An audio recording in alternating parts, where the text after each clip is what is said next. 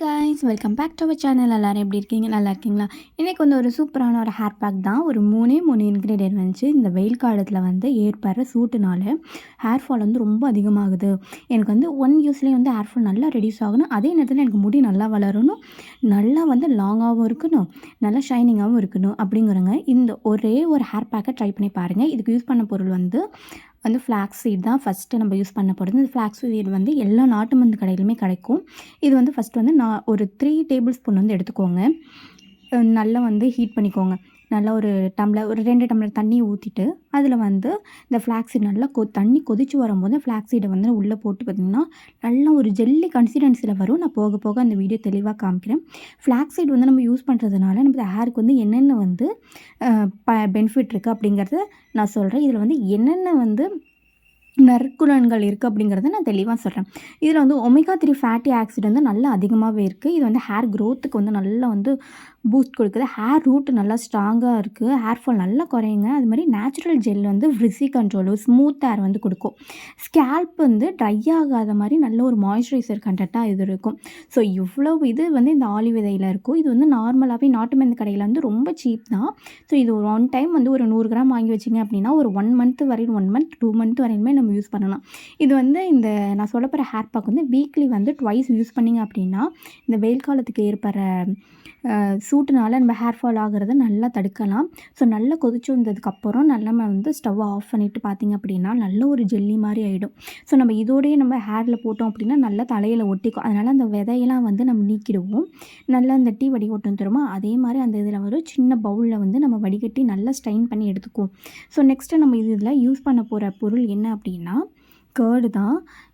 Curd நம்ம எதுக்காக use பண்ணுறோம் அப்படின்னா அது ஒரு சூப்பர் ஒரு இது. நார்மலாகவே கேர்டு மட்டும் நம்ம தலையில் யூஸ் பண்ணும்போது பெயின் பொழுகு அப்படிலாம் இருந்ததுன்னா அது நல்லாவே குணமாயிடும், நார்மலாகவே போயிடும். கேர்டில் என்னென்ன பெனிஃபிட் இருக்குது அப்படிங்கிறத நான் தெளிவாக சொல்கிறேன்.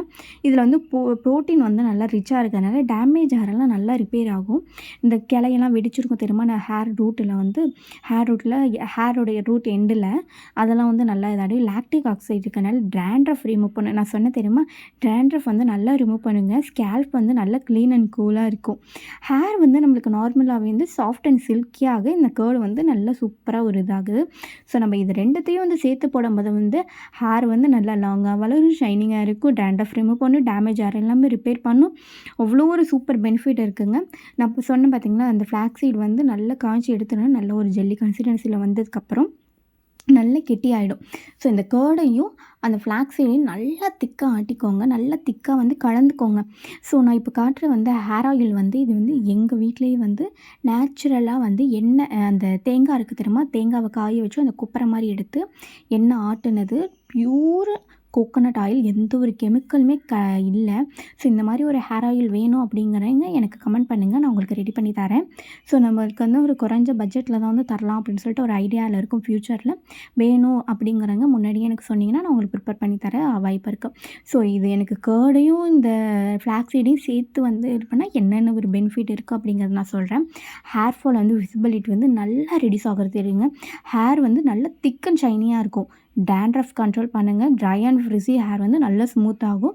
அப்புறம் என்னென்னா ஃபாஸ்ட் அண்ட் ஹேர் க்ரோத்துக்கு நல்லா சப்போர்ட் பண்ணும். ஸோ இந்த ஹேர் பேக் நல்லது ஹேரோட ஆல்ரெடி நான் தலையில் எண்ணெய் வச்சுட்டேன். எண்ணெய் வச்சு ஸோ நெக்ஸ்ட் டே மார்னிங் தான் இந்த மாதிரி ஹேர் பேக் நான் போட்டுட்ருக்கேன்.